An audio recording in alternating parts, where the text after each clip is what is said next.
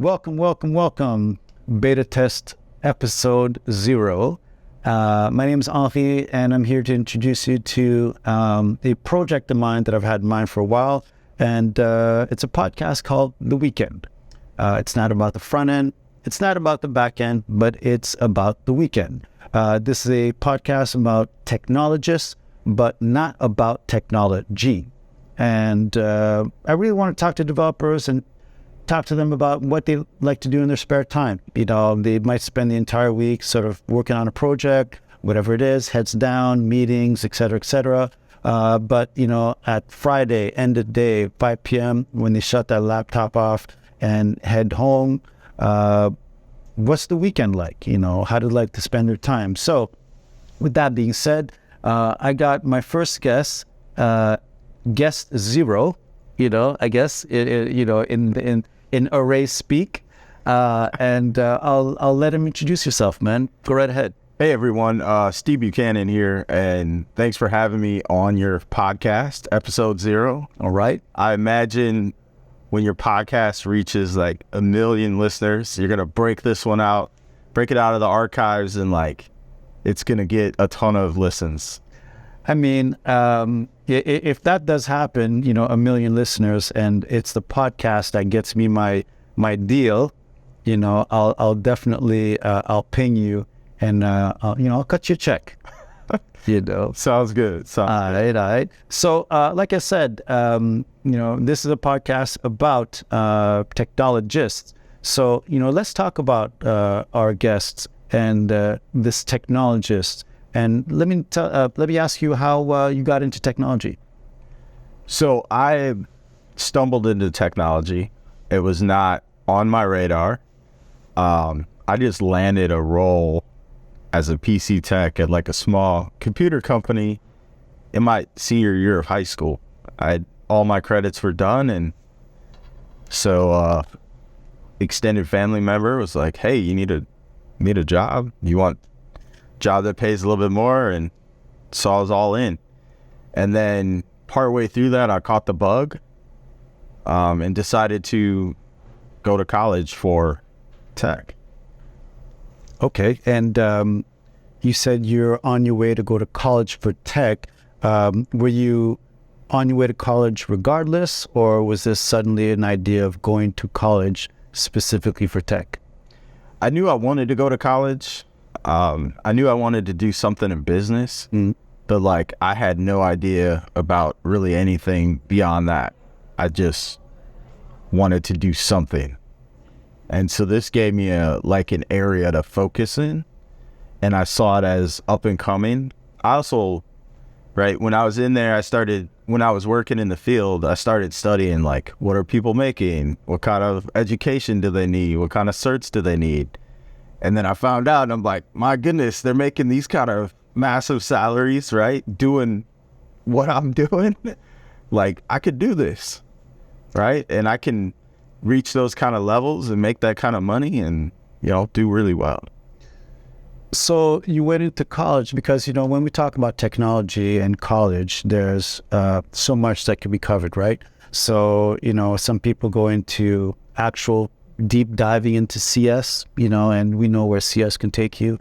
Others might get into more generic IT and maybe hardware. You know, is there, you know, you find yourself in college, and, you know, what do you decide to take at that point? So I tried a little coding, and I was like, this is not for me to do heads down every day like coding. And so I was like, management information systems, like the sysadmin side of the world is what really interests me. And so I went for a degree, a bachelor's in information technology management. So that was like my gateway into it. And that was the path that I decided on. Now, looking back, I would have told myself, hey, you need to buckle down, and like, you don't have to go for like pure coding, but you need to have a little bit more focus on that, because 20 years from now, like, it doesn't matter what part of tech you're in, you're going to be doing coding. So get good at it. So basically, looking back, you would have tried to make sure that you came out with a bit more code literacy. Yeah, absolutely. Like learning a language in and out, learning just at a deeper level, like the ropes of coding, right? And bringing that, because as I continued down the path of sysadmin, management information systems, like automation is heavy, right? And I think it always will be. And so if you bring those coding skills, it just helps you in so many areas. And I've done a ton of web stuff over the years, right? Both in my full-time jobs and on the side. Like I remember in 2008, in the US, like during the economic downturn, like I got hit with a 30% pay cut.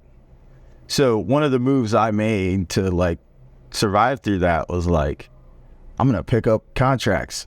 Well, first of all, I negotiated with my job. I'm like, well, you're only paying me 30%. I'm going to work from home 3 days a week. And then in that, I was like, okay, now I need to make up some income. I wasn't making that much at the time either. I think it was like 40K or a little bit over that or whatever. But so 30% pay cut from that, it's like, I'm going to pick up some contracts.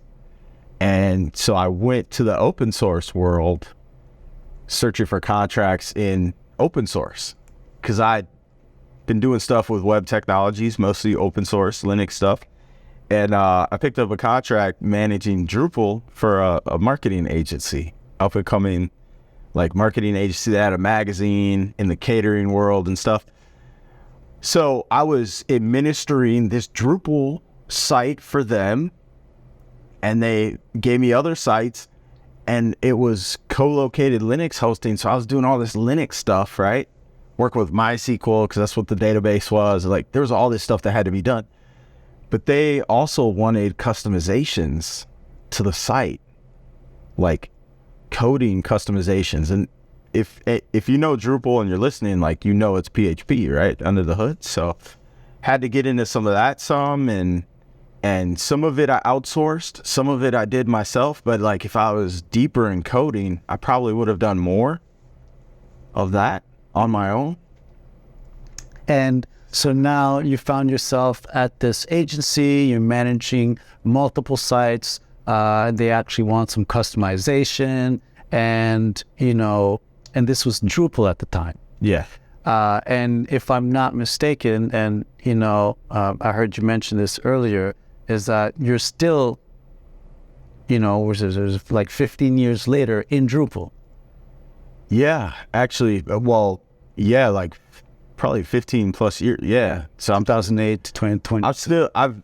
So like I said, like after that contract, I continued to do more Drupal stuff over time for customers. And I built some of my own sites in Drupal. Right. Mm-hmm. And, Drupal, WordPress, Joomla, I've worked with those CMSs over the years. And so, yeah, I've had to go in and do customizations, had to do some coding, and it's been interesting.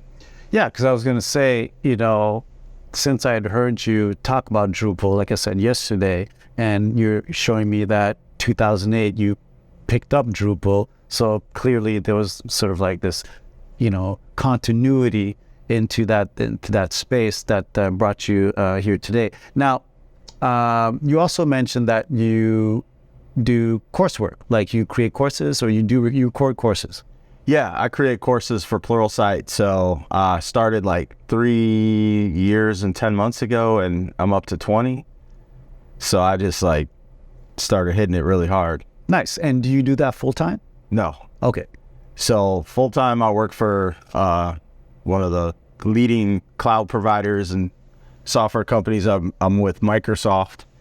I work in Azure, focused on improving Azure, and my area of specialty in Azure is Kubernetes.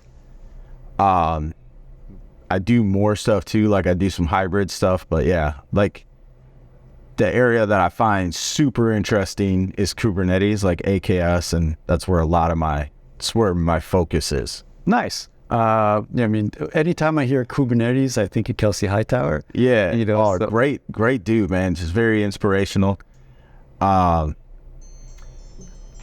met him when I first met him when I presented at OzCon some years back in Austin. O'Reilly conference. Right? Yep, O'Reilly conference. They no longer have him, but met him and just like super inspirational. His story and everything. And then this past, I think in 2021, ran into him again at DevOps Days Minneapolis. And this time we had a chance to like sit down and just like talk for 20, 30 minutes and really was able to just like chat with him and get some really great insight. Gems. Yeah. Gems, golden nuggets, all of it. And the guy's a legend, right? So no doubt. No, definitely. Kelsey's a good dude. So we know that you are a technologist in Azure, you know, with a preference for Kubernetes. You've done some deep diving for long beyond a decade into Drupal and some other CMSs. By the way, folks, whoever's listening, some of you may not know this, but Drupal is older than WordPress. I remember I found that out. Really? Yeah, by like a year or two. Wow. Crazy. Ain't it crazy? I didn't know that. Yeah, dude. You know, Drupal's older. I think it's by a year or two at the most. But I remember looking that up, finding, and just having that same kind of, you know, wow moment. Like, no way, little Drupal. But you also mentioned that you're from Minnesota. Yep. You know, and as you shared earlier, Minnesota, the land of 10,000 lakes. Yeah, there's actually, so that's our slogan. You'll see it on the license plates if you come there, and that's like, a lot of people know it for that, and the cold. But there's actually over 11,000 lakes there. I don't know how the 10,000 like stuck or where that came from, but there's more than that. So there's water everywhere, fresh water. So nice. And so that also means that clearly you're familiar with, like, you know, like you said, water, lakes, and I'll assume this is how you mentioned you got into kayaking. Yeah. I've been kayaking really off and on since super long time. Canoeing as well, and just like boats in general. And I mean, if you're in Minnesota, you're going to spend some time at the lake, right? Nice. But I enjoy kayaking. It's good exercise. It's a good way to like explore the lakes. Mm-hmm. And we have an area in Minneapolis, South Minneapolis, called Uptown. Mm-hmm. And there's an area where there's 3 lakes like right next to each other. So they call them the chain of lakes. Mm-hmm. And you can actually drop in one of the lakes, like in a kayak or canoe or whatever, and there's like channels between the lakes. Okay. And so that's really fun to like kayak from one lake to the next lake and go through the channels. And you also see like there's a lot of mansions there in that area, as you can imagine. So you get to see like the mansions and just how cool these houses are. It's just a really good time. And then explore all these lakes. And then it's good exercise too. So before we get into to that a little bit, a little deeper, because I'm curious, and I feel like I know what the answer is, but I'm not certain, and I'm wondering maybe some of the listeners may be asking the same question. What is the difference between kayaking and canoeing? So canoeing is like, well, they're different, right?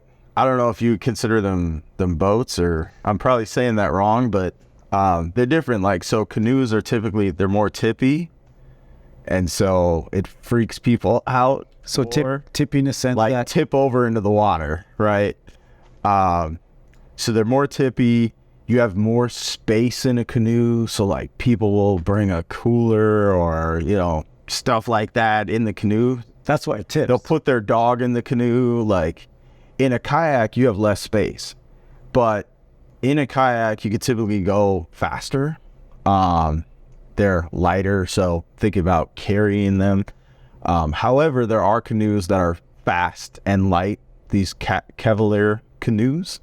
They're actually really fast and pretty light compared to your traditional canoe. But yeah, the kayaks are usually like a little bit smaller. Get yourself in there. You might get a bag or, something. Maybe not. Depends on your kayak. And you're just moving in that thing. Is a kayak meant for multiple people or just one person? Most kayaks that I see are like one person, but you can get like 2-person kayaks. So, sometimes I'll get a 2-person kayak, like rent one and put my son in it, and we're going around. Okay. But most of the time it's like 1-person kayak, and if you're out there with multiple people, they'll have their own kayak. Got it. They also, they sit a little bit lower, like they're flatter, so you can still tip. Don't get me wrong, you still tip, but it just feels more stable when you're in it. And it's a little bit more forgiving. Like if you're like in a canoe, if you're moving too much or someone's rocking or doing right, you got kids in there and it's like, you might flip over, man. In a kayak, it's a little bit more forgiving. Like you can move around a little bit and you're not just gonna like tip. And so now that we have that sort of clarified, because I was wondering, I'm like, when you mentioned canoe, I'm like, oh man, canoe, kayak. I'm like, oh, I think I know what the difference is. But I definitely want to get back to the idea of you kayaking. So how were you introduced to kayaking? As a kid, right? So growing up in South Minneapolis, like with lakes everywhere, you go to the beach, you go to the lake, you see kayaks, you see the canoes, you see people on boats. My parents got me out on the kayaks. Oh, nice. And mostly my dad. He would go out in canoes. He would go out in kayaks. And I found my preference was like kayaks. And I remember we took me and my dad and my younger brother, we took a short trip. We actually went to an area in Wisconsin, which is next to Minnesota, called the Apostle Islands.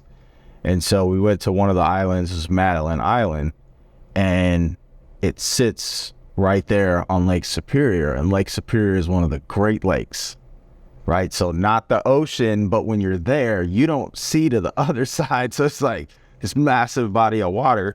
And we rented some kayaks, and we were kayaking in this lagoon and went out into Lake Superior, and that was just a really awesome experience. And like when you're on a kayak, you can go so fast that you go a very long distance and don't even realize it. And like, so we went pretty far out into Superior, and it was just like, that was a really cool experience. And then they have the shoreline. It's there on Madeline Island. There are all these cliffs, and there are actual caves that you can go in and kayak through and stuff. We didn't do the caves, but we went along the cliffs and stuff. It's just a really good experience. You could kind of get lost in time while you're doing it, because you're moving and you don't realize how much time has passed. And then it also is good exercise, but it's like we talked about running, right? You can run and you can you feel tired, or you go lift weights at the gym and it's like, when you need to quit. With kayaking, you're just going and going and going, and you're getting that good exercise, but it doesn't, I don't know, it can wear you out, but it's enjoyable. Well, absolutely. I would imagine that that's something you do on your spare time on the weekend. Yeah. Did your dad have, or do you have that sort of prototypical Subaru? You throw like the roof rack, say that you just get in, you like zoom like the commercials. No, actually. So in recent years, I've been, so I own, this is going to sound crazy, but I own 3 kayaks. Okay. And I've been buying kayaks to like find the perfect kayak or find the perfect thing for me. So I drive a Lexus, right? And I drive a GS 350 F Sport. Okay. And so like I'm into cars too, and I'm like, I don't want to put a rack on top of it. I don't want to do like, I just want my car like nice and pristine. And so I guess I could put that stuff on there, and then buy like your traditional like plastic kayak.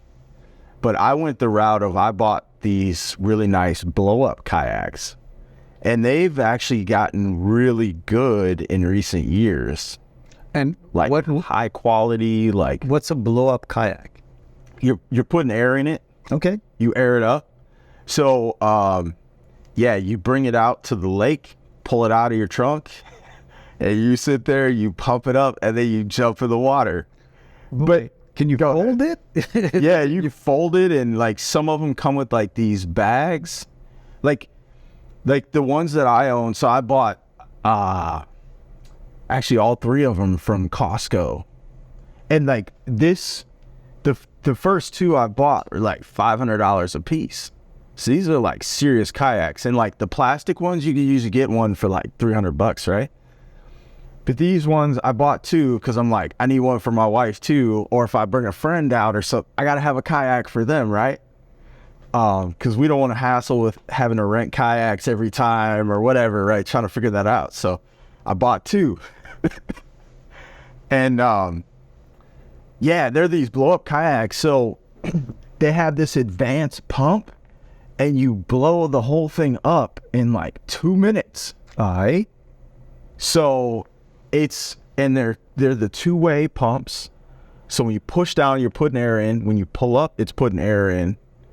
And when you deflate the thing, it's like 30 seconds or something, right?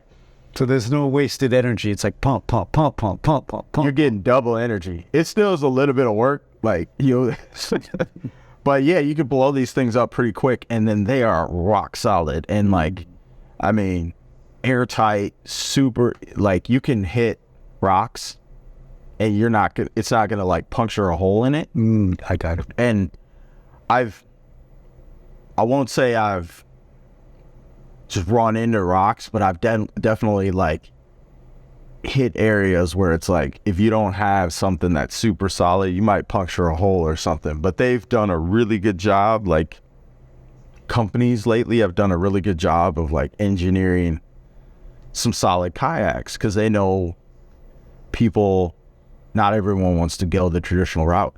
Also, these kayaks, the first 2 I bought come with these backpacks. And so they're big, but you could get the kayak in it, you can get the pump in it, you can get the oars in it, so the oars separate, so you can collapse them a little bit. So there's not that classic, what do they call it, portage? You know, when you go through the woods. And portage? Yeah, well, yes, but the idea is you throw it on your back, right? So you could bring the thing out while you're camping. You can, if you're hiking, you can hike to the lake. Yeah. And then you blow it up and jump in. It's that sort of thing. So yeah, you could totally portage with it, but instead of just like trying to carry this kayak thing, you throw it on your back. Now, I think there's work to be done with that part of it. Like, you're not going to bring anything else, right?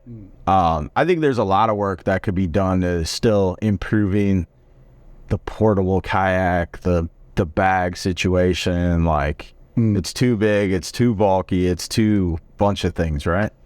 But for me, I got my car. I'm willing to throw that in some life jackets in the back, in the trunk, like drive to the lake. Like, it's a good setup for me. So, you know, it's funny you mentioned the having 3 kayaks, which I thought was very bizarre at one point. And I do want to say that for one, maybe even like a half a point. There's a story to the third one, by the way, if we could get to it. Okay, we'll definitely get to it, because, you know, but the one thing I wanted to say, which I probably understand, is that, you know, as a runner, which we discussed, I have like this wide array of shoes, you know, because depending on the type of running I want to do that day, maybe, you know, I go on my long run and, you know, I just want to pamper my feet. So I have these shoes that are just real, just mushy, and, you know, I can go run forever. But, you know, I'll have my shoes where I want to do a bit more racing, so a bit more stiffer, and I know I can hit the track with those. So I would imagine that in kayaking, they might be like the sort of like, okay, you know what, I'm just going to be cool today. And then you might have what, I guess, a thinner kayak that's a bit more built for like racing. Is that it? Does that kind of happen? Not for me. I know there are kayaks that you can get for different scenarios. Mm-hmm. The two that I originally bought are a little bit faster, and they don't have a ton of space. There's an area where you could put a bag. They also can double as, I'm trying to remember the word for it, not wakeboarding, but the where you stand up and you... Oh, okay, yeah, I think I know what you're saying. Yeah, I forgot the name of it right now, but they can double as that too, and there's a strap that you can put around your leg. But if you use it as a kayak, there's like, you put a seat on there and it's a different setup. They're really fast. You will get a little water on you, so you're going to get a little wet. Hands down. I mean, you can't be in the lake and not and be afraid of water. Right. Some people are. You'd be surprised. They're like, you want me to go kayaking? Am I going to get wet? I'm like, hello. Dude, you're going to get a little wet. Like, you'll be all right though. Get a shower cap. Yeah. If you're worried about your feet, get some water shoes, whatever. You'll be fine. The third kayak is a double person kayak. Mm-hmm. And the reason I bought it, well, a couple of reasons. The number one reason is I have a 7-year-old, and when he was 6, he wanted to go kayaking with me. And I'm like, well, I can't just put you out there on your own kayak because he hasn't fully learned how to swim yet. And also, it's just like a lot, right? It's a lot for him right now. With the double kayak, I put him in the front. I'm in the back. I'm doing the oar, like I'm, moving us around, but he still can have a good time. Also, you sit a little bit deeper in it, and then we can put stuff in it. So like we could bring some sandwiches. Mm-hmm. It's easier to bring some water bottles and like just stuff, right? Also, the first set of kayaks, I wouldn't take those out and go fishing. Okay. But the third kayak, it has enough space in it. I'd throw some fishing rods in there and get out there and like, hey, we can go do some fishing. Like, so first of all, it sounds like that double is, it's almost like having a baby seat. Actually, you could put a second full adult in there. Okay. Yeah. So my wife could ride in there with me, or, All right. Yeah. And so you bring sandwiches for her too? Is that it? Yeah.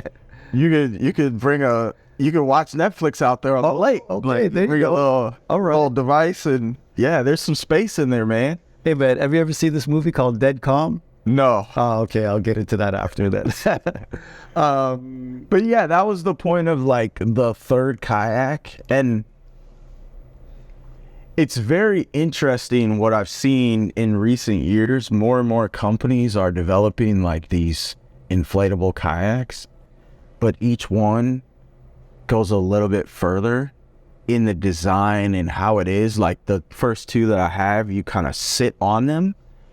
There's a company from Minnesota that developed a similar kayak, but you're actually in it. And I'm kind of a tall guy. I'm 6'2", and like the two kayaks I own, I wish there was more leg room in how they're set up. And I also wish, like traditional kayaks, the plastic ones, you get down in them, and there's kayaks where you get down in it and you put your legs under the plastic. So let's imagine if you did tip over, your legs are still in there. But then there's plastic kayaks where your legs aren't covered. So if you tip, you just kind of fall out. I prefer the ones where your legs aren't covered, but I do prefer a kayak where you're kind of sitting down in it, as opposed to the first two that I have, you're kind of sitting on them, right? And so it's interesting. And this company that developed their own kayaks for people in Minnesota, you're sitting in it. But where they messed up is they didn't give enough leg room for tall people like me. So I'm like, I don't know if I want to make that investment, right?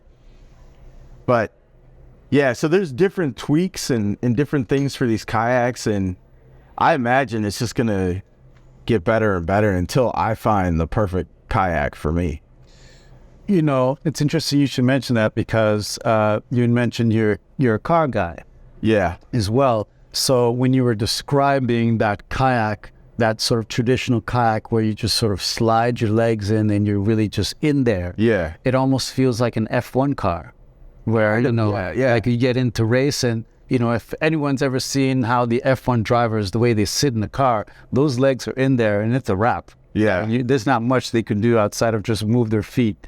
You know? And I'm like that with my car too, I guess. I mean, it's a Lexus, it's not a Lambo, but it is a F Sport. And so I got the bucket seats. Like you get in the car and the seat hugs you, right? It almost reminds me of, do you remember the Volkswagen Scirocco? Yeah.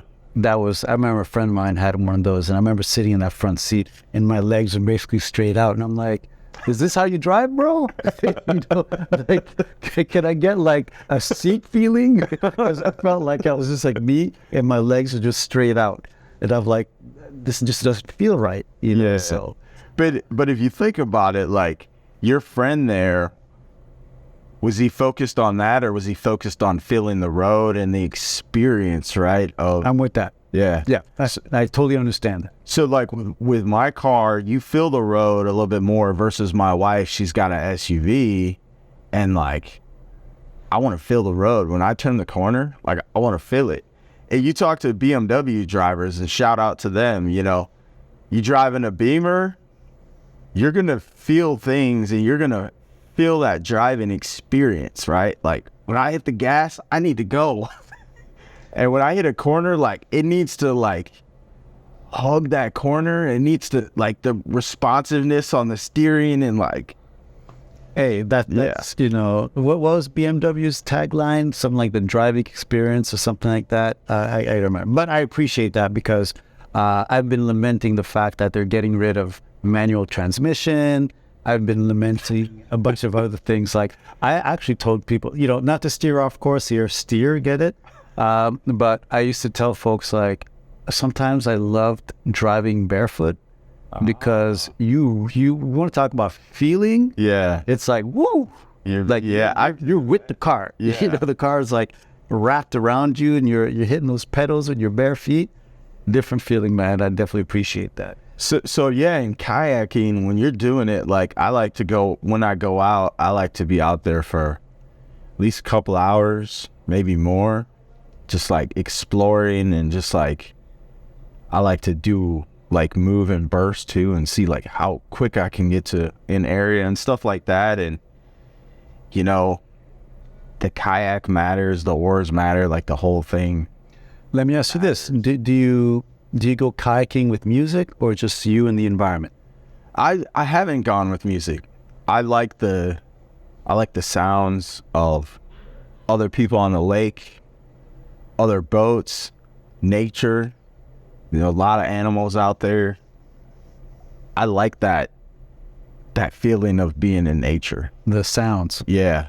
You know, it's really interesting that you say that because you know, whenever I have conversations about running, people are always asking me, it's like, oh, do you listen to music when you run? I'm like, no, I don't, you know?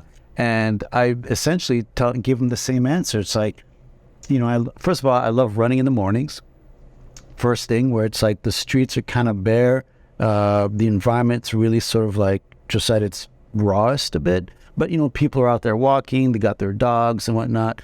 But I love the sound of the birds. I love the sound of, like, say, because I live across from a dog park. So often enough, that's like my alarm. You know, when I hear them, because the window's open and I'm like, oh, the dogs are out, whatever, it's pretty early with their owners. And when I run, I love the sound of my breath. When I'm running, I love the cadence of my feet hitting the ground. And just in general, you know, what I say is like, I love the sound of the city breathing, you know, because that's what a city does. You know, people walking, dogs barking, couple cars honking, you know, that's a city to me, and I love the sound of that. So you're living in that experience. Absolutely. And yeah, I guess I never thought about the whole music thing while kayaking, but I feel like it might take away 100%. from like living in that experience. 100%. 100%. It's just like being in the moment. Yeah. Where a lot of times today it's like, well, we're here at this conference. I'm checking my phone. I'm checking Slack. I'm checking Twitter. I'm checking, it's like. And you mentioned about, the experience and everything. I think it's, it's absolutely part of it. Just, sort of like living in the moment. Like, I want to hear someone greet me, good morning. That's part of the experience. I want to hear someone ask me questions at a red light, about running or whatnot.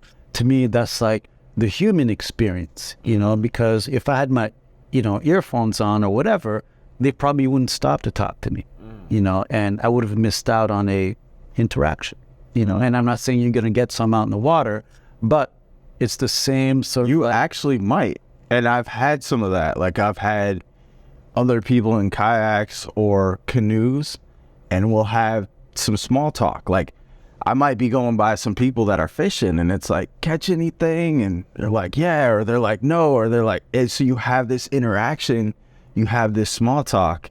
It actually happens. That's awesome. Or I've had a lot of people actually ask me about my kayaks and they'll ask me like, where'd you get that? Or what is that? Or, is that a paddle board? That's what I was trying to think of earlier. They're like, is that a paddle board too? Or, and so you have those interactions. Absolutely. I think, this is coming from a music person. I don't run with music. I just don't want to, because I really want to invite that life experience, which music would just kind of completely block out, and there's plenty of time for me to listen to music. Yeah. You know what I'm saying? Yeah. So, no, that's wild. And, you mentioned that you're married. Yep. And you said you've taken your wife out a few times on the lake. Yeah. And how does she? I almost feel like we've have the answer to my question already. How does she enjoy it? So, first time I took her out on the lake after I bought these 2 kayaks, she was like scared, staying close to the shore. Like I'm looking at her and I'm like super far away from her because I didn't realize, I just move in the thing, right? And she's like close to the shore and I'm like, come out here, what's going on? And she's like, she's scared, right? Because she had not been on kayaks before. Now she knows how to swim and she's been in water and all that kind of stuff. But like the whole kayaking thing was like a new experience to her. But we worked through that. I went over there. It was like, reassuring her, like, you're not going to tip over and drown. And we're both wearing life jackets, all that. And it took a while, but she warmed up to it. And, since then, she's come out like several times. And each time is a better experience for her. And she's into it, not like I am, but she'll definitely come out. Okay. Yeah. So now she's the one packing up the SUV and hitting the road to go kayaking. Not quite. Okay. Not quite. I'm still doing all that work, but yeah, she's. It's not like I'm dragging her along, right? She's a willing participant. No doubt. Here's another quick question I had, because again, I'm sort of drawing the parallels between running and kayaking and whatnot, because both kind of solo sports. We both kind of get our own sort of like, I just want to get into a vibe on my own right now. Do you do any sort of like destination kayaking? No, but that's actually something that I want to get into. And I want to start locally right now because we have so many lakes. 10,000 lakes? Yeah. There's a lot of lakes to go. So I want to do more lakes. And I need to dive in and just like research lakes and map out some areas like, hey, I'm going to go here, I'm going to go there, I'm going to go there. And it's probably going to be more of a solo thing. I'll probably have some guests like friends or wife coming with me, or maybe even some of my sons. But I think a lot of it's going to be solo. Also, we have some rivers. We have some streams. And I I haven't done those yet. I might get to that, but for now, there's like lakes. Also, traveling like out of state, I'll probably rent kayaks and jump in a lake or a river, that sort of thing. The only other state that I've done it in is in Wisconsin, and that was in Lake Superior.